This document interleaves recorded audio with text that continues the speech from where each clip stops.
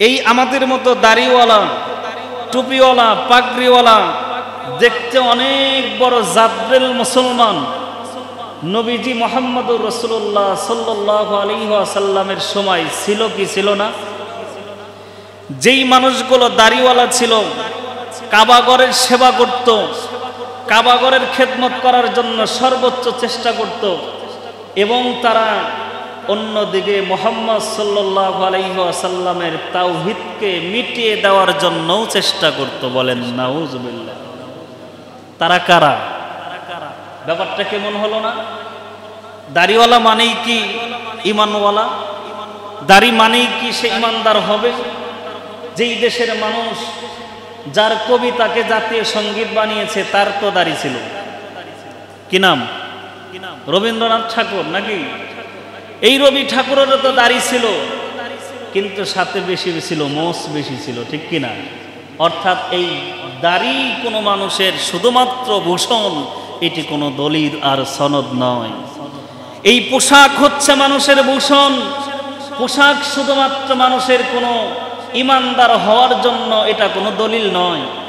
দলিল হচ্ছে তার জীবনের পরিক্রমা, দলিল হচ্ছে তার জীবন পরিচালনা, দলিল হচ্ছে তার বাস্তব জীবনের চরিত্র, হচ্ছে তার জীবন। বলেন সুবহানাল্লাহ। এই জন্য আমার ভাইয়েরা, আপনি পোশাক কিনতে পারবেন বাজার থেকে, পোশাক ক্রয় করতে পারবেন, সুন্নতি পোশাক এক মুহূর্তে টাকা দিয়ে গায়ে জড়িয়ে আপনি পোশাক কিনতে পারবেন, পোশাকের ব্যবস্থা আপনি করতে পারবেন। আপনি 1-2 মাস 3 মাস যদি দাড়ি না কেটে দাড়িটা লম্বা করে দেন, দাড়িওয়ালা হয়ে যাবেন। আপনি যদি মুহূর্তের মাঝে যদি 1-2 মাসের মধ্যে কোরআন তেলাওয়াত শিখে কোরআন তেলাওয়াত করতে পারবেন। কিন্তু আমার ভাইরা, কোরআনের আহকাম দিয়ে আমাদের জীবন যাপন করা, এটি 1 মাস আর হাট বাজার থেকে পোশাকের মতো ক্রয় করে আনার জিনিস না। ঈমান কখনো হাটে বাজারে ক্রয় করে আনার জিনিস না। ঈমান হচ্ছে সাহাবীদের ঈমান। সাহাবাদের ঈমানের প্রশংসা করতে গিয়ে আল্লাহ রাব্বুল আলামিন কোরআনুল কারীমের মধ্যে বলেছেন, এমন এক ধরনের ঈমানদার ব্যক্তি দুনিয়া থেকে বিদায় নিয়েছে বান্দা, কিয়ামত পর্যন্ত সমস্ত মানুষকে আল্লাহ তাআলা বলেছেন, ওই ঈমানওয়ালাদের মতো ঈমান তোমরা গ্রহণ করো, ঈমানওয়ালাদের মতো ঈমান গ্রহণ করো। ঈমানওয়ালাদের ঈমান কেমন ছিল?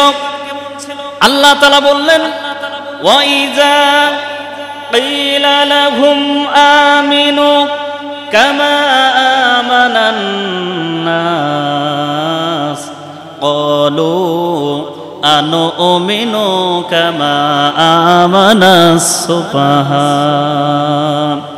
ঈমানদারদের ব্যাপারে আল্লাহ তাআলা বললেন, যখন বেঈমানদেরকে বলা হয়, যখন ঈমানহীন ব্যক্তিদেরকে বলা হয় তোমরা ঈমান আনয়ন করো, কাদের মতো ঈমান? আমানু কামা আমানান নাস, যেই ঈমান তোমাদের মধ্যে কিছু মানুষেরা এনেছে, সেই মানুষেরা হলো আল্লাহর নবীর সাহাবীরা যেই রকম ঈমান এনেছে, তোমরা সেই রকম ঈমান গ্রহণ করো। সুবহানাল্লাহ। কাদের মতো ঈমান? কাদের মতো? নাকি মুনাফিকদের মতো? সামনে আলোচনা আসতেছে। কাফেরদের মতো নয়, মুনাফিকদের মতো নয়। ঈমান আনয়ন করতে হবে সাহাবীদের মতো। সাহাবীরা কেমন ঈমান এনেছে আমার ভাইয়েরা, একজন সাহাবীর ব্যাপারে আমি আপনাদের সামনে তুলে ধরতে চাই। একজন সাহাবীকে প্রশ্ন করা হলো, তোমাকে যদি জ্বলন্ত আগুনে নিক্ষেপ করে দেওয়া হয়, আর এর বিনিময়ে যদি তোমাকে বলা হয় তুমি মুহাম্মাদের অনুসরণ, ঈমানের পথ তুমি ছেড়ে দাও, তুমি কি করবা?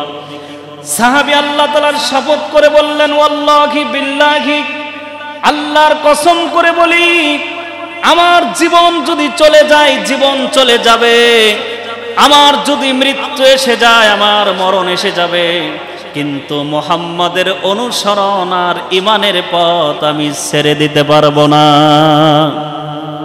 কুফরি গ্রহণ করতে পারবো না। আজকে আমাদের ঈমানের মধ্যে কুফরি থাকার কারণে ঈমানদারদের যেই কর্মসূচি, ঈমানদারদের যা কিছু করার আমরা করতে পারি না আমার ভাইয়েরা। এই জন্য আমাদের উপরে আপতিত মুসিবত পিছন ছাড়ে না, বরঞ্চ এক এক সময় এক এক জনগোষ্ঠীর ওপর মুসিবতের ধরন পাল্টিয়ে আমাদেরকে নির্যাতন আর নিষ্পেষিত করার ব্যবস্থা করা হচ্ছে। কথা কোন ঠিক কিনা? আপনি যদি বাঁচার জন্য যদি পালিয়ে থাকেন, মনে রাখবেন আপনার মরণ নিশ্চিত। কিন্তু যদি আপনি বাঁচার জন্য লড়াই করেন, বাঁচার জন্য যদি লড়াই করতে পারেন, আপনার মরণ হবে না, কারণ আপনার ঈমানদারদের বিজয় আল্লাহ তাআলা দান করেছেন। কথা কোন ঠিক কিনা? ঈমানদারদের কখনো মরণ হয় না, বরঞ্চ ঈমানদার আল্লাহর পথে জীবন দিয়ে দেওয়ার মাধ্যমে যেই মর্তবা আল্লাহর কাছ থেকে নিতে পারে, যেই মর্তবার নাম হলো শহীদি মর্তবা, যেই শহীদদের ব্যাপারে আল্লাহ তাআলা বলেছেন তাদেরকে তোমরা মৃত বলো না, বরঞ্চ তারা জীবিত। বরং আমি আল্লাহ তাআলা আমার ওই শহীদ বান্দাদেরকে আমি খাওয়াই, পান করাই, আমি আল্লাহ তাআলা তাদেরকে রিজিক দান করি। সুবহানাল্লাহ। বাঁচার জন্য বসে থাকবেন, বাঁচার জন্য নীরব থাকবেন, বাঁচার জন্য ঘরে ঢুকে পড়বেন, আপনার ঘরে আপনার মৃত্যু এসে হাজির হবে। আর মরার জন্য যদি লড়াই করতে পারেন, আপনার বিজয় সুনিশ্চিত করে দিতে পারেন কে? আল্লাহ তাআলা বলেন, ঈমানদারদের মতো ঈমান যখন আমি আনতে বলেছিলাম, কুফরি মতবাদ কাফির সম্প্রদায় তখন বলেছিল, তারা বলেছিল কলু, তারা বলল আমরা কি আমানাস সুফাহা, নির্বোধদের মতো ঈমান আনবো নাকি, অশিক্ষিতদের মতো জাহেলদের মতো ঈমান আনবো নাকি? আল্লাহ তাআলা তাদের জবাবে স্পষ্ট আকারে আল্লাহ রাব্বুল আলামিন বললেন, বরঞ্চ আলা ইন্নাহুম, বরঞ্চ আল্লাহ সাবধান করে দিলেন যে যারা সাবধান সাবধান তারাই হচ্ছে আমানাস সুফাহা, তারাই হবে সবচাইতে মূর্খ এবং তারাই হবে ক্ষতিগ্রস্ত। কথা বলেন ঠিক না বেঠিক?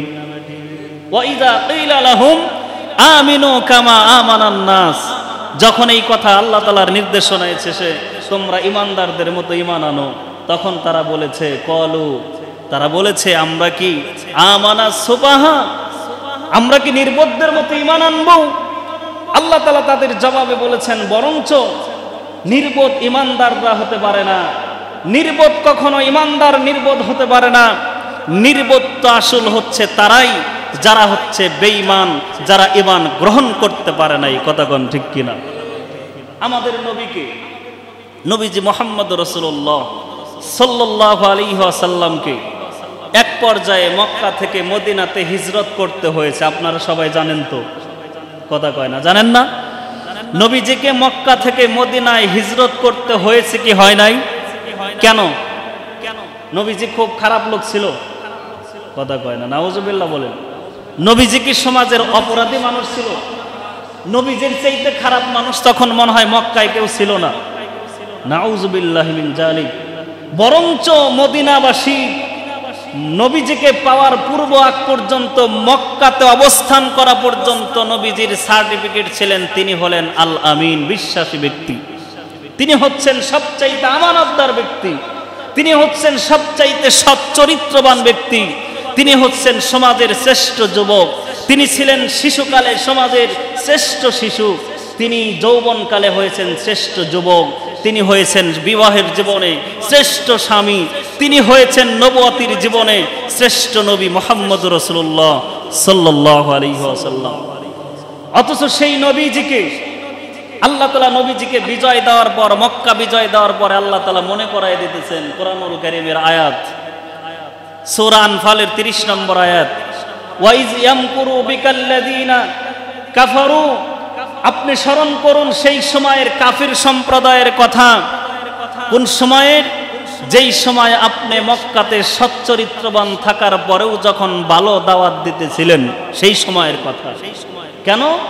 সেই সময় কাফিররা সিদ্ধান্ত নিয়েছিল লিইসবিতুকা ওয়া ইয়াকতুলুকা, সিদ্ধান্ত নিয়েছিল তোমাকে দেশান্তর করার, সিদ্ধান্ত নিয়েছিল তোমাকে হত্যা করার, সিদ্ধান্ত নিয়েছিল তোমাকে কারারুদ্ধ করার। আমি আল্লাহ তাআলা সেই ব্যাপারে বলেছি ওয়ায়ামকুরুনা ইয়ামকুরুল্লাহ, যখন তারা এই ষড়যন্ত্র করেছিল, আমি আল্লাহ তাআলা উত্তম পন্থায় আমি আল্লাহ তাআলা তোমাকে নিরাপত্তার সাথে মদিনাতে এনে দিয়েছি। মদিনা থেকে আজকের এই মক্কা বিজয় আমি তোমাদেরকে দান করেছি। বলেন সুবহানাল্লাহ। এজন্য শর্ত হচ্ছে ঈমানদার হতে হবে, ঈমানওয়ালা হতে হবে। ঈমানওয়ালা না হলে, ঈমানদারদের মতো ঈমান আমাদের যদি না হয়, আমাদের দোয়াও আসমান পর্যন্ত উঠবে না।